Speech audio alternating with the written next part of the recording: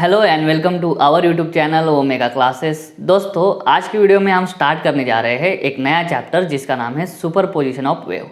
इस चैप्टर में हम वेव क्या होता है, वेव की प्रॉपर्टीज़ क्या क्या होती है, वेव्स कितनी टाइप्स की होती है और एक टॉपिक पढ़ेंगे जिसका नाम है प्रोग्रेसिव वेव। प्रोग्रेसिव वेव का रिफ्लेक्शन कैसे होता है वो भी आज हम स्टडी करने वाले हैं। तो इस वीडियो को एंड तक देखना। ये वीडियो आपका वेव के बारे में जो बेसिक कंसेप्ट है वो पूरे क्लियर कर देने वाला है। तो वीडियो एंड तक देखना। अगर वीडियो अच्छा लगे तो वीडियो को लाइक करना, वीडियो को शेयर करना, चैनल को सब्सक्राइब जरूर कर देना। तो चलिए आज का टॉपिक स्टार्ट करते हैं। तो दोस्तों, वेव का मतलब पहले हम समझ लेते हैं कि वेव क्या होता है। ठीक है, व्हाट इज वेव। बहुत लोगों ने इसका मतलब समझाया होगा, मैं भी ट्राई करता हूँ। मान लो कोई एक स्टिल वाटर है, वाटर का एक तालाब है मान लो।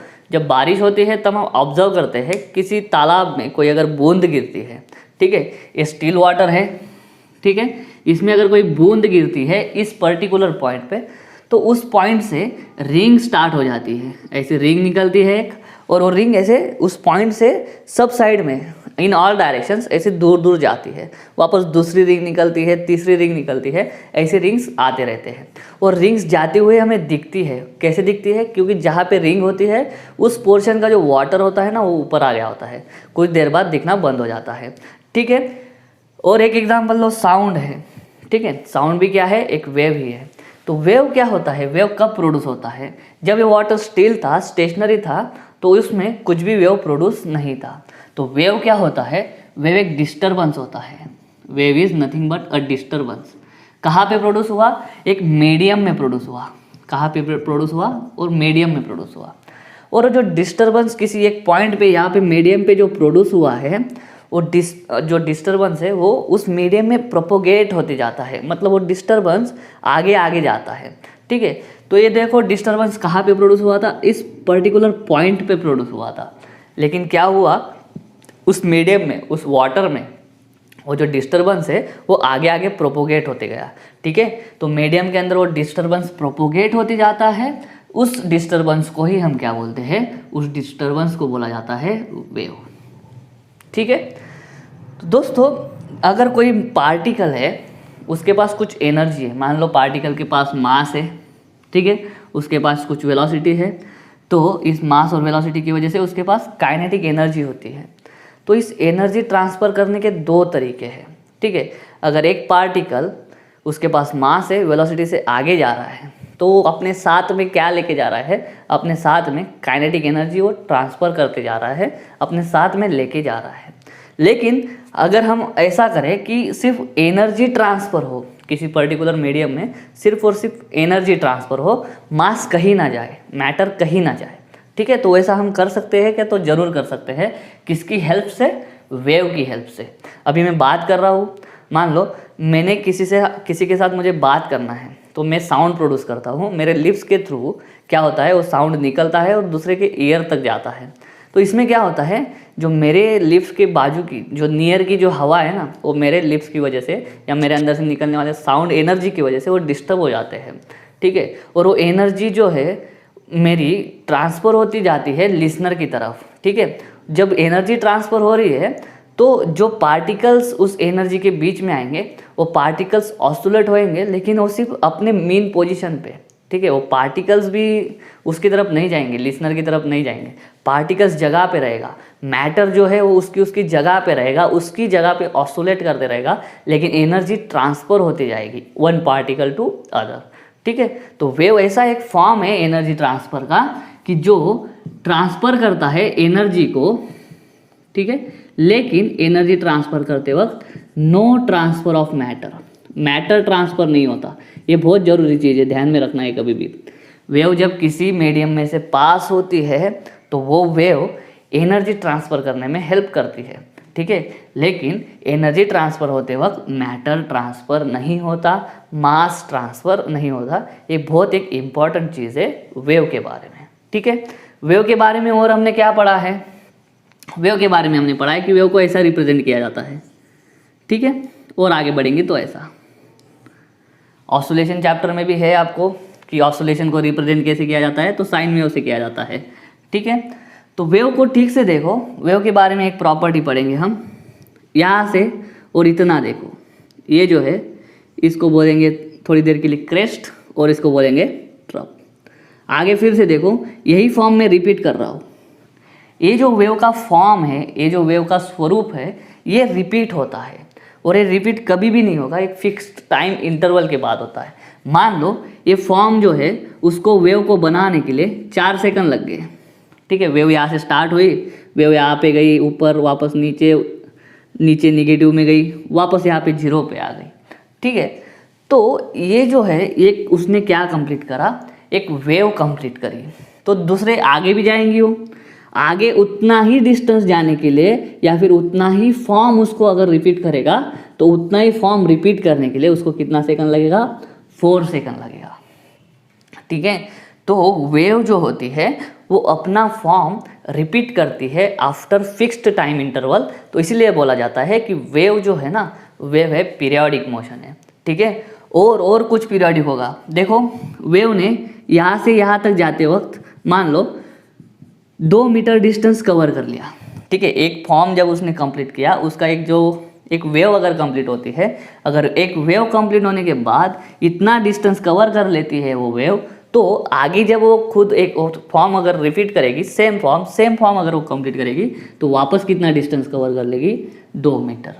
तो इसमें हमें और क्या चीज़ समझ में आती है कि the form of the wave repeats itself after fixed time interval, so the wave motion is periodic in time. और दूसरा क्या है, जो वेव का फॉर्म है वो फिर से रिपीट होता है आफ्टर फिक्स्ड डिस्टेंस 2 मीटर पे। मान लो ये 0 पे है, यहाँ पे 0 टाइम पे 0 मीटर पे 0 पे है ये पार्टिकल। आगे आप 2 मीटर पे चेक करो, आपको वेव कहाँ पे रीच हो दिखेंगी, 0 पे। आगे और 2 मीटर जाओ, वेव कहाँ पे रीच हुई है, 0 पे। तो वेव का जो फॉर्म है ना वो रिपीट होता है आफ्टर फिक्स्ड डिस्टेंस। तो वेव मोशन डबली पीरियोडिसिटी को बताता है। जो वेव मोशन है वो टाइम के साथ भी पीरियोडिक है और वो जगह के साथ, डिस्टेंस के साथ या स्पेस के साथ भी पीरियोडिक है। तो वेव मोशन क्या करता है, वेव मोशन में एक प्रॉपर्टी होती है और वो प्रॉपर्टी है डबली पीरियोडिसिटी। डबली पीरियोडिसिटी मतलब 2 चीज़ों के साथ पीरियोडिक है, एक टाइम के साथ और दूसरा स्पेस यानी डिस्टेंस के साथ। फिक्स्ड टाइम इंटरवल के बाद वेव का फॉर्म रिपीट होते जाएगा और फिक्स्ड टाइम के बाद या फिर फिक्स्ड जगह के बाद, फिक्स्ड डिस्टेंस के बाद वेव का फॉर्म रिपीट हो जाएगा। इसलिए वो वेव मोशन जो है वो पीरियोडिक इन टाइम है और पीरियोडिक इन स्पेस है। इतना हो गया। उसके बाद में वेव की जो टाइप्स है वो अभी हम देखते हैं। देखो वेव के टाइप्स 2 है, एक टाइप है मैकेनिकल वेव और दूसरा है इलेक्ट्रोमैग्नेटिक वेव। इनमें कुछ ज़्यादा फर्क है नहीं। जो मैकेनिकल वेव है इसको जल्दी जल्दी निपटा लेते हैं। एक टाइप होता है मैकेनिकल वेव। मैकेनिकल वेव ऐसी वेव है जिसको प्रोपोगेट होने के लिए वेव एक जगह पे प्रोड्यूस होगा और दूसरी जगह पे जाएगा। तो दूसरी एक जगह से दूसरी जगह जाने के लिए जिस वेव को मटेरियल मीडियम नेसेसरी होता है, फॉर एग्जांपल साउंड वेव, ठीक है। जिस वेव को एक पॉइंट से प्रोपोगेट होने के लिए दूसरे पॉइंट तक जाने के लिए अगर मटेरियल मीडियम की ज़रूरत पड़ती है तो वो वेव होती है कौन सी, mechanical wave. For example sound wave.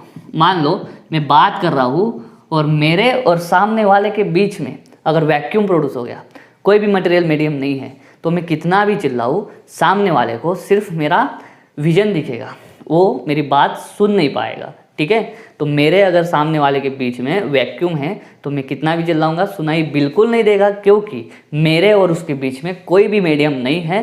तो पार्टिकल्स नहीं होंगे, पार्टिकल्स के टकराव से एनर्जी ट्रांसफ़र होती है, तो वो एनर्जी ट्रांसफ़र नहीं होगी, साउंड सामने वाले को सुनाई नहीं देगा। तो साउंड वेव जो है वो कौन सी वेव है, मैकेनिकल वेव है, क्योंकि साउंड वेव को ट्रैवल करने के लिए मटेरियल मीडियम की ज़रूरत पड़ती है। दूसरी वेव है इलेक्ट्रोमैग्नेटिक वेव, ठीक है। अब इलेक्ट्रोमैग्नेटिक वेव क्या है, इसका उल्टा है, नो मीडियम नेसेसरी, बिल्कुल नहीं, नो मीडियम नेसेसरी। अगर इलेक्ट्रोमैग्नेटिक वेव को मीडियम लगता तो जो सूरज की रोशनी है वो अर्थ तक नहीं आती, ठीक है, क्योंकि लाइट वेव जो है ना वो इलेक्ट्रोमैग्नेटिक वेव है। अगर ऐसा कुछ होता कि इलेक्ट्रोमैग्नेटिक वेव को ट्रैवल करने के लिए भी मटेरियल मीडियम चाहिए तो वो पॉसिबल नहीं होता फिर, क्योंकि क्या है, सन और अपना अर्थ सरफेस और एनवायरनमेंट एटमॉस्फेयर के बीच में ना वैक्यूम है, और वैक्यूम से फिर लाइट हमारी पास नहीं होती थी। तो लाइट वेव ऐसी वेव है, इलेक्ट्रोमैग्नेटिक वेव है लाइट वेव, जिसको मटेरियल मीडियम की ज़रूरत है ही नहीं। ठीक है, बिना मटेरियल मीडियम भी अगर हम लाइट एक जगह पे प्रोड्यूस करते हैं, और दूसरा पॉइंट है, ये 2 पॉइंट है, यहाँ पे लाइट वेव प्रोड्यूस होंगी या इस पॉइंट तक उसको भेजना है, दोनों के बीच में मटेरियल हो या ना हो उससे लाइट वेव को कोई फ़र्क नहीं पड़ता है। लाइट वेव मटेरियल मीडियम में से भी ट्रैवल करेगी और वैक्यूम में से भी ट्रैवल कर जाएगी। ठीक है, तो ये 2 मेन टाइप ध्यान में रखना। ठीक है, 2 टाइप है वेव के, एक है मैकेनिकल वेव जिसके लिए मटेरियल मीडियम लगता है, फॉर एग्जांपल साउंड, और दूसरी वेव है इलेक्ट्रोमैग्नेटिक वेव जिसके लिए मटेरियल मीडियम की ज़रूरत है नहीं। ठीक है, फॉर एग्जांपल लाइट वेव। अभी एक इंपॉर्टेंट टर्म है जिसका नाम है प्रोग्रेसिव वेव। प्रोग्रेसिव वेव को ठीक से समझ लो, इसकी प्रॉपर्टीज भी पढ़नी है हमें। प्रोग्रेसिव वेव, प्रोग्रेसिव नाम में ही छुपा है प्रोग्रेस। ठीक है, मतलब आगे आगे बढ़ना। एक ऐसी वेव होती है जो एक जगह पे प्रोड्यूस होंगी, ठीक है, उस जगह पे प्रोड्यूस होने के बाद वो उस जगह पे नहीं रुकेंगी, वो वेव जो है वो आगे आगे बढ़ती जाएंगी, आगे आगे वो प्रोपोगेट होते जाएगी, आगे आगे ट्रैवल करते जाएगी, until and unless it is stopped. जब तक उसको कोई रोक नहीं लेता है उस वेव को, तब तक वो वेव अपने बलबूते पे चलती रहती है, सामने प्रोपोगेट होती रहती है। उस वेव को हम बोलेंगे प्रोग्रेसिव वेव, वो आगे आगे प्रोग्रेस करती रहती है। मतलब ऐसी wave which travels forward until it is stopped। एकदम सिंपल भाषा में ध्यान में रखो, प्रोग्रेसिव वेव मतलब ऐसी वेव एक जगह पे प्रोड्यूस्ड होगी, मटेरियल मीडियम लगेगा इसके लिए, ठीक है, एक जगह पे प्रोड्यूस होगी और वो आगे आगे ट्रैवल करती जाएगी जब तक उसको कोई अपोजिंग फोर्स रोक ना ले। ऐसी वेव को हम बोलते हैं प्रोग्रेसिव वेव। ठीक है, फॉर एग्जाम्पल है आपका लाइट वेव, साउंड वेव, दोनों इसमें आ जाते हैं प्रोग्रेसिव वेव के अंदर। तो अभी हमें प्रोग्रेसिव वेव की प्रॉपर्टी भी देखना है। ठीक है, तो प्रोग्रेसिव वेव की प्रॉपर्टीज़ क्या होती है, इससे पहले हमने चैप्टर पढ़ा था जो था एसएचएम। ठीक है, एसएचएम चैप्टर अगर आपको ठीक से समझ में आ गया है तो ये वेव वाला चैप्टर भी आपको ठीक से समझ में आ जाएगा, क्योंकि इसमें सब कुछ वही है। ठीक है, अभी पहले इससे ही समझ में आ जाएगा आपको।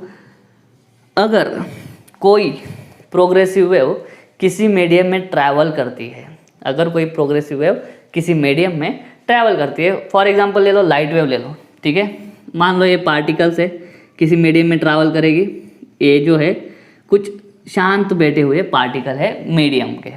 ठीक है, इसमें मैंने किसी जगह पे डिस्टर्बेंस प्रोड्यूस कर दिया, मान लो इस जगह पे मैंने डिस्टर्बेंस प्रोड्यूस कर दिया, या यहाँ से फिर कोई डिस्टर्बेंस आ रहा है ऐसा। ठीक है, तो प्रोग्रेसिव वेव क्या करती है, जब वो ट्रैवल करती है किसी मीडियम के अंदर, ठीक है, जब कोई प्रोग्रेसिव वेव किसी मीडियम के अंदर ट्रैवल करती है ना, तो जो मीडियम के पार्टिकल होते हैं वो पार्टिकल वाइब्रेट करने लग जाते हैं, क्योंकि क्या होता है, वो वेव पार्टिकल के अंदर से अपनी जगह बनाती है। तो वेव क्या करती है, पार्टिकल्स को डिस्टर्ब करती है, पार्टिकल्स को डिस्टर्ब करती है, ताकि कुछ पार्टिकल्स ऊपर चले जाए, कुछ नीचे चले जाए, कुछ आगे चले जाए, कुछ पीछे चले जाए, जो प्रॉपर्टी डिपेंड करती है। वेव के 2 टाइप होते हैं प्रोग्रेसिव वेव को भी, एक ट्रांसवर्स वेव होता है और दूसरा लॉन्जिट्यूडिनल वेव होता है। उसके ऊपर डिपेंड करता है कि पार्टिकल्स वाइब्रेट कैसे करती है जब वेव उसमें से मीडियम में से पास होती है। तो यहाँ पे जो पार्ट कोई भी हो प्रोग्रेसिव वेव, अभी हम टाइप नहीं देख रहे हैं, सिर्फ प्रोग्रेसिव वेव के बारे में पढ़ रहे हैं। तो वेव कोई भी हो, जब वो मीडियम में से ट्रैवल करेगी तो जो मीडियम के अंदर पार्टिकल्स होंगे ना वो वाइब्रेट होंगे। ठीक है, वाइब्रेट होंगे मतलब वो पार्टिकल क्या परफॉर्म करेंगे, ऑसिलेशन परफॉर्म करेंगे अबाउट देयर मीन पोजीशन। अभी मीन पोजीशन क्या होता है ये हमने देख लिया है। इस केस में क्या है, ये जो रेस्टिंग वाली पोजीशन है ना पार्टिकल्स की, इसको हम क्या बोलते हैं, पार्टिकल्स की मीन पोजीशन। जैसे ही डिस्टर्बेंस जाएगा, कुछ पार्टिकल्स अभी ये इतना ऊपर उठ जाएगा, ये थोड़ा इतना ऊपर उठ जाएगा, ये ज़्यादा ऊपर, बाद में इधर वाला थोड़ा सा कम उठेगा इतना, तो ऐसा पोर्शन बन जाता है। ठीक है, बाकी के पार्टिकल फिर यहाँ से नीचे जाना चालू हो जाएंगे। ठीक है, तो ये ऐसी वेव बन जाएगी। जो मीन पोजीशन पे पार्टिकल्स थे ना, वो पार्टिकल्स की पोजीशन अभी डिस्टर्ब हो जाएगी, कुछ पार्टिकल्स ऊपर चले जाएंगे, कुछ पार्टिकल्स नीचे चले जाएंगे। ठीक है, तो वो बाद में क्या करेंगे, फिर जैसे ही वेव उसमें से पास हो जाएंगे ना, तो पार्टिकल्स वापस उनके मीन पोजीशन पे आ जाएंगे। अगर हमें प्रोग्रेसिव वेव को किसी मीडियम में पास कराना है तो उस मीडियम के अंदर एक प्रॉपर्टी होनी चाहिए। मीडियम कैसे होना चाहिए, मीडियम इलास्टिक होना चाहिए। अगर मीडियम इलास्टिक होगा तो ही वेव उसमें से पास हो पाएंगी। अगर मीडियम इलास्टिक नहीं होगा तो वेव जो है मॉलिक्यूल्स को या पार्टिकल्स को डिस्टर्ब नहीं कर पाएंगी। अगर मॉलिक्यूल्स वेव को पास होने के लिए जगह नहीं देंगे तो वेव ट्रैवल नहीं हो पाएंगी। तो वेव एक बार की चली जाए तो जो पार्टिकल्स है मीडियम के वो वापस उसकी पोजीशंस पे आ जाने चाहिए, उसको बोलते हैं इलास्टिसिटी ऑफ द मीडियम। तो मीडियम कैसे होना चाहिए? इलास्टिक होना चाहिए। थर्ड प्रॉपर्टी, जब पार्टिकल्स ऑस्सिलेट करेंगे तो उनका एम्पलीट्यूड सेम होगा। अभी एम्पलीट्यूड सेम होने का मतलब जो वेव है अगर किसी मीडियम में से पास हो रही है तो उस मीडियम के पार्टिकल को कितना दूर डिस्प्लेस कर सकती है उसके मीन पोजीशन पे। यहाँ पे देखो ये वाला जो पार्टिकल है ना, ये इसके मीन पोजीशन से सबसे ज़्यादा डिस्प्लेस हुआ है, बहुत ही ज़्यादा। ये जो पार्टिकल यहाँ पे ये दूसरी दिशा में निगेटिव डायरेक्शन में सबसे ज़्यादा डिस्प्लेस हुआ है। तो कोई भी वेव अगर किसी मीडियम में से पास हो रही है तो वो किसी पार्टिकल को कितना ज़्यादा उसके मेन पोजीशन से डिस्प्लेस कर सकती है, ये वाला डिस्टेंस। मतलब ये वाला डिस्टेंस अगर तुम कैलकुलेट करोगे तो इसको बोल देंगे हम एम्पलीट्यूड। तो एम्पलीट्यूड क्या बोलेंगे? जो वेव की डेफिनेशन है एम्पलीट्यूड की, क्या बोलेंगे उसमें? It is the maximum displacement from the mean position. किसका? तो पार्टिकल का। कब? जब वेव उस मीडियम में से पास होगी। It is the maximum displacement of the particle of the medium when the wave passes through that medium. तो मैक्सिमम डिस्प्लेसमेंट मतलब क्या? एम्पलीट्यूड। तो हर एक पार्टिकल का एम्पलीट्यूड सेम होगा, ठीक है। अभी हर एक पार्टिकल का एम्पलीट्यूड सेम होगा मतलब अगर कोई पार्टिकल ऑसिलेट करेगा तो उसका मीन पोजीशन से मैक्सिमम पोजीशन क्या होगा? एक ही। अगर ये एम्पलीट्यूड 10 मीटर का है तो ये भी कितना होगा? 10 मीटर का होगा, ठीक है।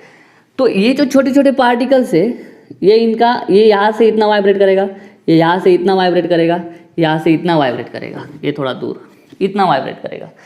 आप बोलोगे कि इनका तो एम्पलीट्यूड कम है, इनको हम एम्पलीट्यूड बोलते ही नहीं हैं। इनको हम एम्पलीट्यूड कब बोलेंगे? मान लो घूम फिर के वेव वापस आई, ठीक है। अभी जो वेव का जो क्रेस्ट का टॉप पोजीशन है वो यहाँ पे है। अगर मान लो कभी कभार ऐसा हो गया, ऐसा, तो ये पोजीशन यहाँ पे चल जाएंगे, ठीक है, वेव ट्रैवल करने के बाद।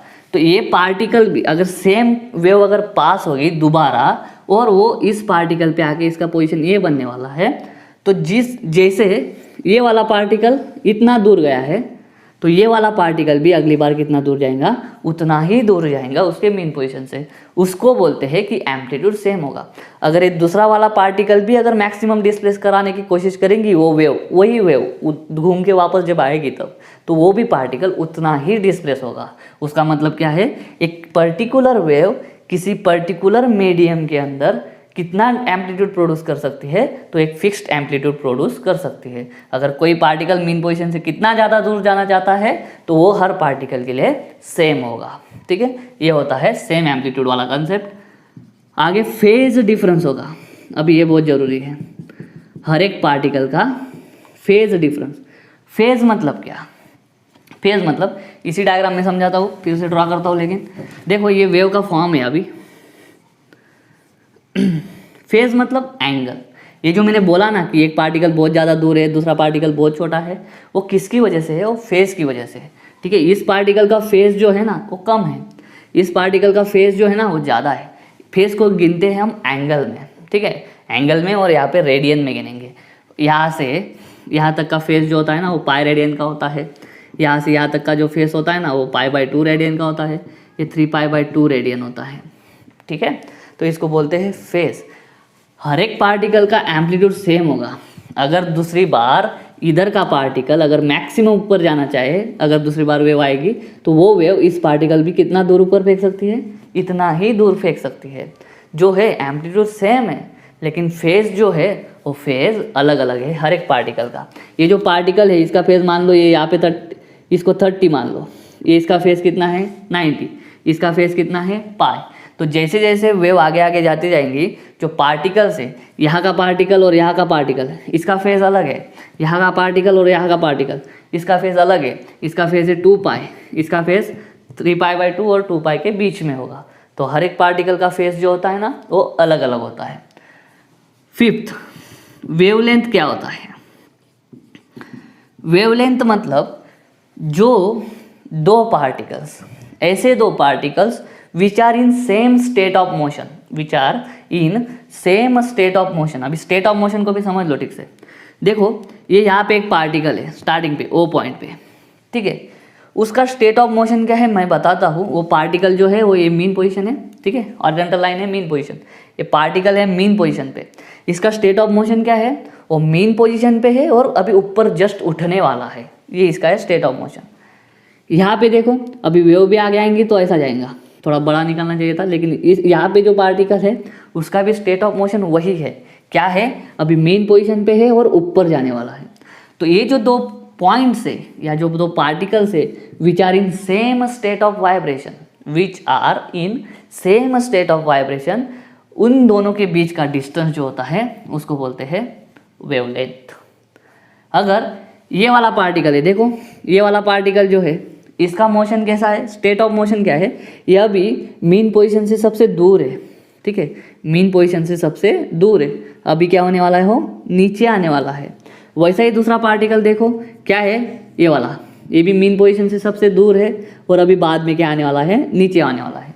तो ये जो दो पार्टिकल्स है ना, ये दोनों पार्टिकल्स क्या है, in the same state of motion, तो उनके बीच का भी डिस्टेंस को क्या बोल दो, उनके बीच के डिस्टेंस को भी वेवलेंथ बोल दो। तो वेवलेंथ का डेफिनेशन क्या हो जाएगा, it is the distance between the two successive particles, ठीक है, आगे वाला भी ऐसा ही और होगा, तो इसका और इसके बीच का डिस्टेंस को हम वेवलेंथ नहीं बोलेंगे, सक्सेसिव होने चाहिए और सेम स्टेट ऑफ मोशन होना चाहिए। ये है एम्पलीट्यूड है, वापस नीचे आएगा, एम्पलीट्यूड पे है, वापस नीचे आएगा। तो ये जो दो पार्टिकल्स है सेम स्टेट ऑफ मोशन है और इसके तुरंत बाद वैसा ही स्टेट ऑफ मोशन वाला यही है, तो ये दो सक्सेसिव जो है ना उनके बीच का जो डिस्टेंस होगा वो होगा वेवलेंथ, ठीक है। बाद में सिक्स्थ प्रॉपर्टी, जो पार्टिकल्स वाइब्रेट करेंगे वो कभी रेस्ट में नहीं आएंगे, कभी रेस्ट में नहीं आएंगे, मतलब परमानेंटली रेस्ट में नहीं आएंगे, not rest for permanent, permanent rest में नहीं आएंगे, मोमेंटरीली रेस्ट में आ सकते हैं। ये जो पार्टिकल्स वाइब्रेट कर रहे हैं रेस्ट में कहाँ पे आएंगे, मोमेंटरीली। ये पार्टिकल जैसे ऊपर ऊपर ऊपर ऊपर जाएगा उसकी वेलोसिटी ना कम कम होती जाएगी, हमने इसमें पढ़ा है ऑसिलेशन चैप्टर में, ठीक है। जैसे ही पार्टिकल मीन पोजीशन से एक्सट्रीम पोजीशन तक जाता है उसकी वेलोसिटी कम कम होती जाएगी, जैसे ही वो एम्पलीट्यूड तक पहुँचेगा उसकी वेलोसिटी जीरो हो जाएगी। तो जैसे ही एम्पलीट्यूड तक पहुंचेगा उसकी वेलोसिटी जीरो हो जाएगी। वेलोसिटी जीरो होना मतलब वो रेस्ट पे आएगा। रेस्ट पे आएगा कितने टाइम के लिए, बहुत मोमेंटरीली, मोमेंटरीली मतलब बहुत ही कम समय के लिए, ठीक है। मोमेंटरीली वो रेस्ट में आएगा और वापस किधर आएगा, नीचे आएगा रिस्टोरिंग फोर्स की वजह से। तो नीचे आते आते उसकी वेलोसिटी बढ़ेगी और वेलोसिटी मैक्सिमम होगी कहाँ पे, मीन पोजीशन पे।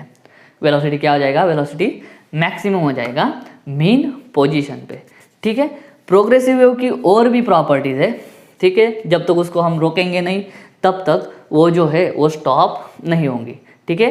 और प्रॉपर्टी में क्या बोल सकते हैं, एक इम्पॉर्टेंट प्रॉपर्टी है कि उसकी वेलोसिटी जो है ना, वेव की वेलोसिटी किस पे डिपेंड करती है, तो मीडियम पे डिपेंड करते हैं। ये अभी लाइट चैप्टर वगैरह हमने पढ़ा है, डेंसर मीडियम, रेयरर मीडियम भी हम पढ़ते थे, ठीक है। डेंसर मीडियम में जो वेलोसिटी है वो कम होता है, रेयरर मीडियम में वेलोसिटी ज़्यादा होता है। तो जो वेव है उसका वेलोसिटी किस पे डिपेंड करता है, velocity depends on medium, medium पे डिपेंड करता है, ठीक है। और जो प्रोग्रेसिव वेव है, जो हमारा प्रोग्रेसिव वेव है उसके दो टाइप्स आते हैं। दो टाइप्स कौन से होते हैं, तो एक जो टाइप है वो होगा लॉन्जिट्यूडिनल वेव और दूसरा जो टाइप होगा वो होगा ट्रांसवर्स वेव, ठीक है। तो दोस्तों ये थी हमारी प्रोग्रेसिव वेव की प्रॉपर्टीज़, ठीक है। प्रॉपर्टीज़ आपको समझ में आ गई होगी, चाहो तो आप स्क्रीनशॉट ले सकते हो। फिर हम ट्रांसवर्स और लॉन्जिट्यूडिनल वेव के बारे में कुछ बातें देखेंगे और उसके बाद में हम देखेंगे कि वेव को मैथमेटिकली लिखते कैसे हैं और longitudinal wave and transverse wave reflect कैसे होते हैं, ठीक है। चाहो तो स्क्रीनशॉट ले लो, फिर हम अभी देखते हैं। तो दोस्तों ट्रांसवर्स वेव जो है वो प्रोग्रेसिव वेव का ही एक क्या है, टाइप है। ट्रांसवर्स वेव में क्या होता है देखना अभी ठीक से। मान लो वेव किसी जगह पे प्रोड्यूस हुई, यहाँ पे प्रोड्यूस हुई है वेव, ठीक है, और वो किसी मीडियम में से इस डायरेक्शन में जा रही है। कौन से डायरेक्शन में जा रही है, उस तरफ, ठीक है। तो जब वेव इस तरफ जाएगी ना, तो ये जो मीडियम के अंदर जो पार्टिकल्स है वो पार्टिकल्स कैसे वाइब्रेट होंगे, पार्टिकल्स ऊपर नीचे वाइब्रेट होंगे। पार्टिकल्स कैसे वाइब्रेट होंगे, पार्टिकल्स ऊपर नीचे वाइब्रेट होंगे। तो अगर ऐसा होगा किसी वेव के जाने से अगर पार्टिकल्स ऐसे वाइब्रेट होते हैं तो उस वेव को हम बोलते हैं ट्रांसवर्स वेव। डेफिनेशन कैसी बनेगी, if a wave is propagating through the medium, ठीक है, एक वेव है किसी मीडियम के थ्रू वो प्रोपोगेट हो रही है, then if the particles of the medium vibrate perpendicular to the direction of propagation of wave, if the particles of the medium vibrate in the direction of propagation of wave। Direction of propagation of wave क्या है, ये रही, और जो particles vibrate हो रहे medium के वो ऐसे वाइब्रेट हो रहे, ठीक है। तो अगर ऐसा होता है किसी वेव के जाने से तो उस वेव को हम क्या बोलते हैं, ट्रांसवर्स वेव। तो डेफिनेशन क्या लिखेंगे, particles vibrate perpendicular to direction of propagation of wave, ये है ट्रांसवर्स वेव की डेफिनेशन, ठीक है। दूसरा, अगर कोई ट्रांसवर्स वेव पास हो रही है किसी मीडियम से तो मीडियम के अंदर कुछ देखो ऊपर चले जाएंगे पार्टिकल्स, कुछ पार्टिकल्स नीचे चले जाएंगे, तो मीडियम के अंदर क्या प्रोड्यूस हो जाता है, मीडियम के अंदर एक क्रेस्ट बनता है और उसके बाद में क्या बनेगा, ट्रप बनेगा। क्रेस्ट और ट्रप अल्टरनेटली बनेगी, क्रेस्ट के बाद तुरंत क्रेस्ट नहीं बनेगा, क्रेस्ट के बाद क्या बनेगा, ट्रप बनेगा। तो ट्रांसवर्स वेव जब किसी मीडियम से पास होता है तो उस मीडियम के अंदर क्रेस्ट एंड ट्रप अल्टरनेटली बनते जाते हैं। थर्ड प्रॉपर्टी है, ये क्रेस्ट एंड ट्रप जो है वो आगे आगे प्रोपोगेट होते जाते हैं, क्रेस्ट एंड ट्रप आगे आगे प्रोपोगेट होते जाते हैं। इसका मतलब क्या है कि वेव आगे आगे प्रोपोगेट होते जाएगी और एनर्जी भी उसके साथ में क्या हो जाएंगी, प्रोपोगेट हो जाएंगी। क्रेस्ट एंड ट्रप जो बनता है वो आगे आगे जाता है और उन्हीं के साथ क्या ट्रांसफर होती जाती है, एनर्जी ट्रांसफर होती जाती है। फोर्थ प्रॉपर्टी क्या बोलेंगे, one crest plus one trough क्या बनाते हैं, एक वेवलेंथ बनाते हैं। अभी जस्ट देखा हमने, ये क्रेस्ट है पूरा और एक ट्रफ है, इन दोनों को ऐड कर दो, क्या बन जाएगी, इन दोनों को ऐड करेंगे तो वेवलेंथ बन जाएगा, ठीक है। फिफ्थ क्या बोलेंगे, और फिफ्थ में हाँ बहुत इंपॉर्टेंट टॉपिक है, डेंसिटी, ठीक है, डेंसिटी एंड प्रेशर, ये बहुत ही ज़्यादा इंपॉर्टेंट है। Do not change, do not change. अगर कोई ट्रांसवर्स वेव किसी मीडियम से जा रही है तो उस मीडियम के अंदर का डेंसिटी और प्रेशर चेंज नहीं होगा। कैसे नहीं होगा, यहाँ पे देख लो, मान लो मैं क्या करता हूँ, ये पार्टिकल के कुछ हिस्से गिरा देता हूँ मैं, ठीक है। यहाँ पे क्या है, आपके पार्टिकल्स है मीडियम के, यहाँ पे भी है आपके पार्टिकल्स है मीडियम के, ठीक है। मीडियम के अंदर का डेंसिटी प्रेशर चेंज नहीं होगा। डेंसिटी और प्रेशर दोनों किस पे डिपेंड है, फोर्स पे डिपेंड है। फोर्स किस पे डिपेंड है, मास पे डिपेंड है, ठीक है। ये मीडियम को मैंने डिवाइड कर लिया है। अगर कोई ट्रांसवर्स वेव ऐसी पास हो रही है तो मीडियम जो है ना, सॉरी पार्टिकल्स जो है मीडियम के अंदर के, ये इधर ही ऊपर नीचे करते जाएंगे। मतलब इस पोर्शन का कोई भी पार्टिकल उस पोर्शन के अंदर नहीं जाने वाला और इस पोर्शन का भी कोई भी पार्टिकल इस पोर्शन में नहीं आने वाला। तो इस पोर्शन का टोटल मास कांस्टेंट रहेगा और इस पर्टिकुलर पोर्शन का भी टोटल मास कांस्टेंट रहेगा। अगर मास कांस्टेंट रहा, कोई भी पार्टिकल इधर नहीं जा रहा है और इधर का कोई भी पार्टिकल इधर नहीं आ रहा है, तो क्या हो रहा है, इधर का मास कांस्टेंट रहेगा, इधर का भी मास कांस्टेंट। अगर मास कांस्टेंट है तो डेंसिटी प्रेशर दोनों भी कांस्टेंट है, ठीक है। ये बहुत इंपॉर्टेंट चीज़ है। ये प्रॉपर्टी जो है वो लॉन्जिट्यूडिनल वेव फॉलो नहीं करती है, ठीक है। तो ये प्रॉपर्टी को याद रखना कि जब कोई ट्रांसवर्स वेव किसी मीडियम से पास होती है तो उस मीडियम का डेंसिटी और प्रेशर चेंज नहीं होता है, ठीक है। उसके बाद में सिक्स्थ, जो ट्रांसवर्स वेव होती है वो ज़्यादातर फास्ट स्पीड में सॉलिड्स के थ्रू पास होती है, ठीक है। सॉलिड के थ्रू वो बहुत जल्दी ट्रांसवर्स वेव पास हो जाती है। ट्रांसवर्स वेव को भी मैकेनिकल वेव में गिना जाता है, ठीक है। लेकिन एक ट्रांसवर्स वेव ऐसी है, लाइट वेव, जिसको मीडियम नहीं लगता, ठीक है। लाइट जो वेव है ना अपनी, वो ट्रांसवर्स वेव है, ठीक है। लेकिन एक ऐसी ट्रांसवर्स वेव है जिसको मीडियम नहीं लगता। लेकिन ट्रांसवर्स वेव बाकी जो भी है, अलग अलग ट्रांसवर्स वेव, उस वेव्स को पास होने के लिए क्या लगेगा, मीडियम लगता है। ट्रांसवर्स वेव को भी मीडियम लगता ही है, लेकिन लाइट एक ऐसी ट्रांसवर्स वेव है जिसको मीडियम नहीं लगता है, ध्यान में रखना, एक्सेप्शन है, ठीक है। उसके बाद में क्या होगा, उसके बाद में जो एनर्जी ट्रांसफ़र होगा वो एनर्जी ट्रांसफ़र होते वक्त मैटर ट्रांसफ़र नहीं होगा। ये आप हर वेव की प्रॉपर्टी में लिख सकते हो। तो दोस्तों ये थी हमारी ट्रांसवर्स वेव की प्रॉपर्टीज़। जल्दी जल्दी दे रहे हैं, बहुत सिंपल है। अभी हम देखते हैं लॉन्जिट्यूडिनल वेव की प्रॉपर्टीज़। चलिए तो दोस्तों अभी देखते हैं लॉन्जिट्यूडिनल वेव का प्रॉपर्टीज़। लॉन्जिट्यूडिनल वेव बोलते ही एक आना चाहिए मन में, वो है साउंड। ठीक है, साउंड का आ गया तो फिर सब समझ में आ गया। ठीक है, तो पहली बात इसकी डेफिनेशन कैसे बनाएंगे। जो पार्टिकल्स होंगे ना वो पार्टिकल्स वाइब्रेट करेंगे parallel to direction of propagation of wave. मतलब क्या, वेव इस डायरेक्शन में जा रही है। ठीक है, देखो मैं बात कर रहा हूँ, मेरे मुंह से साउंड वेव निकल रही है, इधर जा रही है। इधर जब साउंड वेव जा रही है, इधर करोड़ों पार्टिकल्स है, वो वॉल और मेरे बीच में करोड़ों पार्टिकल्स है। जब ये साउंड वेव अंदर से निकलेगा डिस्टर्बेंस, तो ये जो पार्टिकल है ना, ये अभी साउंड वेव की वजह से ऊपर नीचे नहीं जाएंगे, पार्टिकल्स भी ऐसे ऐसे वाइब्रेट करेंगे। ठीक है, वेव की जो प्रोपोगेशन की डायरेक्शन है वो ऐसी हॉरिजॉन्टल, और साउंड वेव में जब पार्टिकल वाइब्रेट होंगे तो वो पार्टिकल्स भी ऐसे ऐसे वाइब्रेट होंगे। ऐसे ऐसे वाइब्रेट होंगे मतलब पार्टिकल का वाइब्रेशन का डायरेक्शन भी ऐसा ही रहेगा। तो ये डायरेक्शन क्या है, ये डायरेक्शन है parallel to the direction of propagation of wave. तो ऐसा जब होगा तो उस वेव को हमको क्या बोलेंगे, साउंड बोलेंगे। और साउंड बहुत बार पढ़ा है आपने, ट्यूनिंग फॉर्क वाला एक्सपेरिमेंट याद होगा। क्या प्रोड्यूस होता है, कॉम्प्रेशन एंड रेयरफैक्शंस।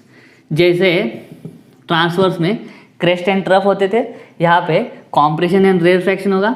कॉम्प्रेशन मतलब क्राउडी रीजन और रेयरफैक्शन म्हणजे सेपरेटेड।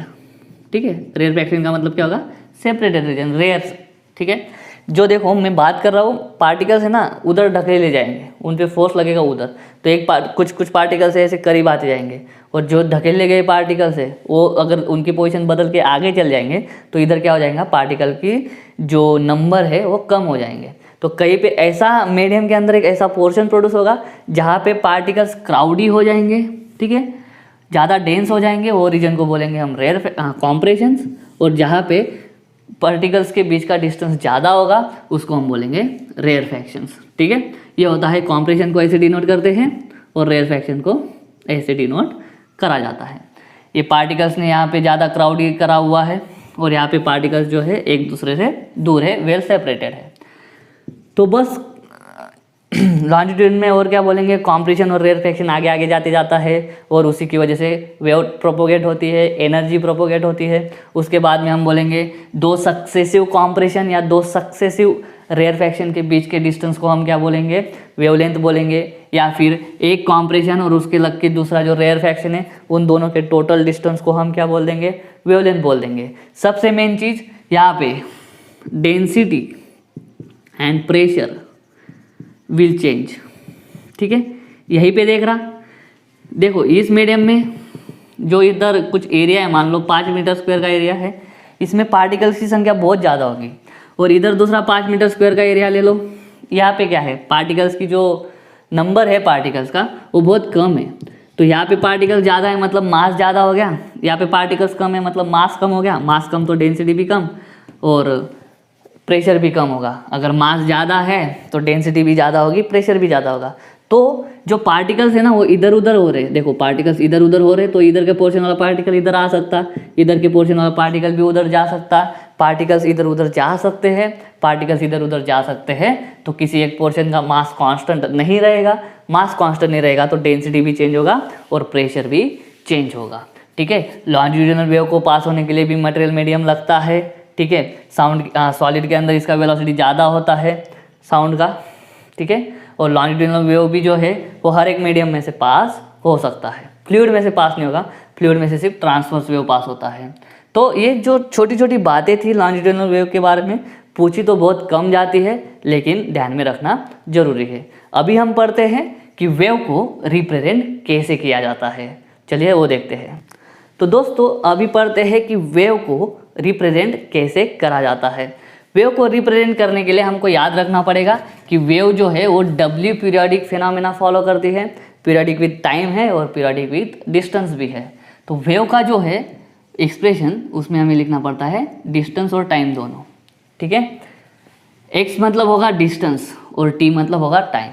ऑसिलेशन पढ़ा है हमने, ऑसिलेशन में ऐसे पढ़ते थे, x is equal to a sine omega t plus y, ठीक है। वैसा ही कुछ होगा इस वेव को रिप्रेजेंट करने के लिए। वेव होगा y x comma t is equal to a sine omega t minus k x, ठीक है। किसी किसी बुक में ऐसा दिया है a sine k x minus omega t. ये दोनों भी आप यूज़ कर सकते हो जब वेव प्रोपोगेट हो रही है towards positive x axis. Wave कैसी जा रही है, वेव यहाँ से स्टार्ट हो गए ऐसी ऐसी जा रही है इस डायरेक्शन में, तब इन दोनों में से आप कोई भी यूज़ कर सकते हो। तो अभी ये देखो x मतलब क्या, ये जो है y जो है, ये ध्यान में रखो, ये है y एक्सिस और ये है x एक्सिस। ये डिस्प्लेसमेंट का इक्वेशन है, ये यहाँ पे देखना, ये जो है ये डिस्प्लेसमेंट का इक्वेशन है ऑस्लेशन का। तो ये भी वैसा ही कुछ है, ये भी डिस्प्लेसमेंट का इक्वेशन है। अभी किसका डिस्प्लेसमेंट है, तो ये जो मीडियम है उसके अंदर पार्टिकल्स है, हर एक पार्टिकल का जो डिस्प्लेसमेंट है मीन पोजीशन से अलग है। फॉर एग्जांपल यहाँ पे जो पार्टिकल था उसका डिस्प्लेसमेंट बहुत ज़्यादा है, यहाँ पे जो पार्टिकल है उसका डिस्प्लेसमेंट बहुत कम है। हर एक पार्टिकल का डिस्प्लेसमेंट अलग अलग है, हर एक पार्टिकल का डिस्प्लेसमेंट अलग अलग है।